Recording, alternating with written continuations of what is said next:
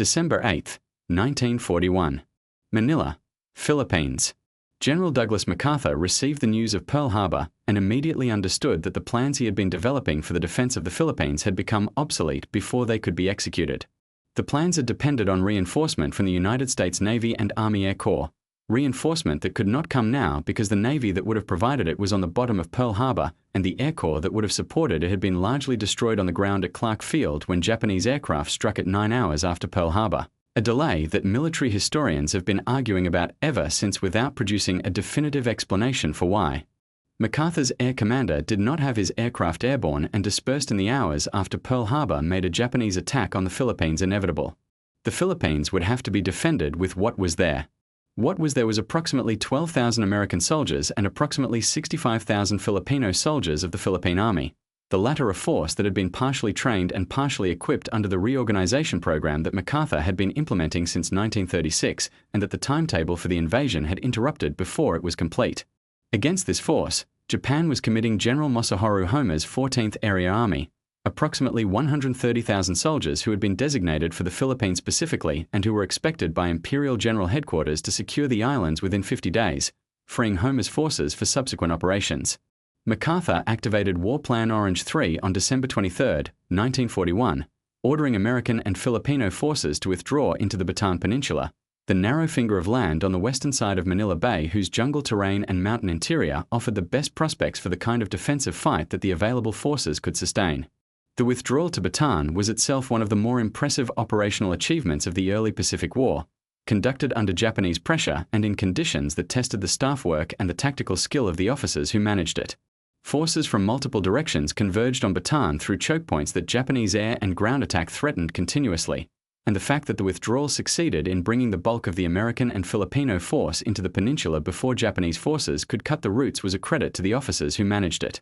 What the withdrawal could not do was bring adequate supplies. The stockpiles that War Plan Orange 3 had specified for the Bataan defensive position assumed that the withdrawal would include the supply dumps that had been positioned throughout the Philippines for exactly this contingency. The rapid pace of the Japanese advance, the disruption of supply routes by Japanese air attack, and the decision to declare Manila an open city and abandon the supply dumps in and around the capital, meant that the forces that withdrew into Bataan brought with them approximately half the supplies that the plan had specified. Half the supplies for a force twice the expected size, because the civilian refugees who had fled into Bataan added to the logistical burden that the defenders were already struggling to support. From the day they entered Bataan, the American and Filipino defenders were on half rations. Before the battle was 3 months old, they would be on quarter rations. The starvation that was destroying their effective strength from the beginning would ultimately be as decisive in the fall of Bataan as the Japanese military operations. The Bataan campaign lasted from January 7th, when the Japanese attacks began in earnest, to April 9, 1942, when Major General Edward King ordered the surrender of the forces on Bataan, 93 days of fighting that produced one of the most sustained defensive actions in the history of the American military. The terrain of Bataan was the defenders' greatest asset. The peninsula was approximately 30 miles long and 15 miles wide, covered with jungle that limited the effectiveness of the Japanese numerical superiority, and dominated by Mount Nadab in the north and Mount Bataan in the center, mountains that channeled the Japanese advance into specific corridors that the defenders could concentrate to hold. The main line of resistance that American and Filipino forces established across the peninsula in January 1942 held for weeks against Japanese attacks that the terrain forced into frontal assaults against prepared positions, a tactical situation that produced exactly the results that an outnumbered force in good defensive terrain with adequate supplies could have sustained indefinitely. The supplies were not adequate. That was the reality that determined the outcome from the beginning and that no tactical success could reverse. The men who held the main line of resistance through January and February and March of 1942 were, by any measure that military assessment uses to evaluate the performance of soldiers in difficult circumstances, exceptional.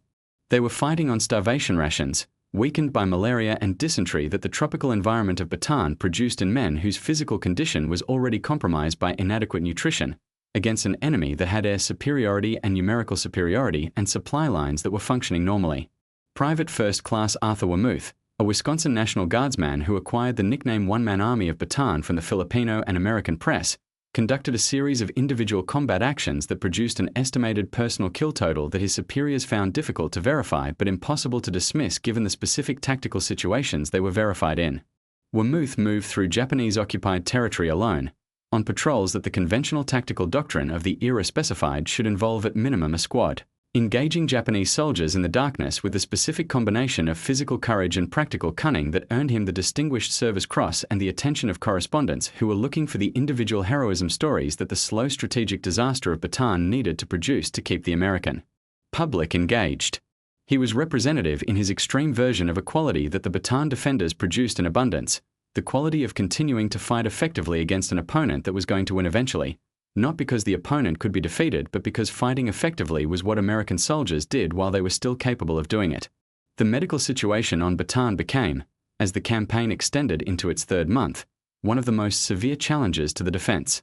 The 2 hospital centers that had been established at the southern end of the peninsula were receiving patients in numbers that their capacity and their supplies could not adequately serve, and the men who were sick enough to be in the hospital were being returned to the line when they could walk, because the line had no replacement for them and because the alternative to returning recovered patients to the front was a front that was too thin to hold. Army nurse Lieutenant Juanita Redmond, one of the Army nurses who served at Hospital No. 2 throughout the Bataan campaign, wrote about the medical situation in her memoir with the specificity of a woman who had been there. "We had everything except what we needed," Redmond wrote. "We had courage and we had the specific knowledge of trained nurses and we had each other. What we didn't have was medicine. What we didn't have was blood. What we didn't have was food for patients who needed more than we were able to provide. And what we couldn't have was the knowledge that we were accomplishing what we came to do, because the patients we sent back to the line went back to the line that was going to fall, and some of them didn't come back." The Japanese breakthrough that ended the Bataan campaign came in early April 1942, when the combination of a renewed Japanese offensive with fresh troops, the cumulative physical deterioration of the defenders after 4 months of starvation and disease, and the specific tactical consequences of a defense that had been too thin at too many points for too long produced a collapse that the commanders on Bataan were unable to prevent. Major General Edward King made the decision to surrender on April 9, 1942, a decision that he later described as the most difficult of his military career, and that he made with the understanding that the men he was surrendering had fought as long and as well as men in their condition could fight, and that continued resistance would be massacre rather than battle. The surrender of approximately 75,000 American and Filipino soldiers was the largest surrender of forces under American command in American military history. What followed the surrender was the Bataan Death March, a forced march of approximately 65 miles from the southern tip of the peninsula to Camp O'Donnell in central Luzon that killed approximately 10,000 Filipino soldiers and 650 American soldiers through a combination of violence, neglect, heat, and the specific diseases that the march's conditions accelerated in men who were already at the limit of their physical endurance. The Death March was a war crime. The Japanese officers responsible for it were eventually tried at war crimes tribunals.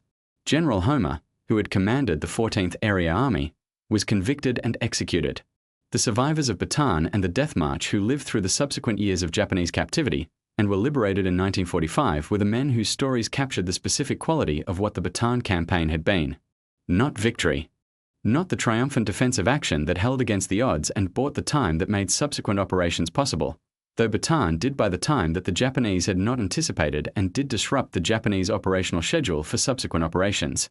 What Bataan was, in the specific human sense that the men who fought it and survived it carried with them, was the demonstration of what American soldiers did when there was nothing left to fight with except the will to keep fighting. They kept fighting. They kept fighting on quarter rations against an enemy who had air superiority and numerical superiority and who would eventually win. They kept fighting in a hospital that had everything except what was needed. They kept fighting alone in the jungle with practical cunning when the tactical situation did not allow for anything else. They kept fighting until they were ordered to stop. And when they stopped and were marched in the heat toward a captivity that many of them would not survive, they were still Americans and they carried that with them through the years of captivity, and the men who survived brought it home with them. They kept fighting. That was the Battle of Bataan. That was what 12,000 Americans and 65,000 Filipinos did in the jungle of a peninsula against an enemy that was going to win, for 93 days, until they were ordered to stop. They kept fighting. They made the enemy pay.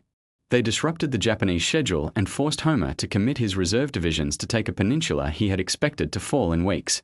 They bought the time that the Pacific War needed to reach the point where it could be won. They didn't win Bataan. They made everything else possible.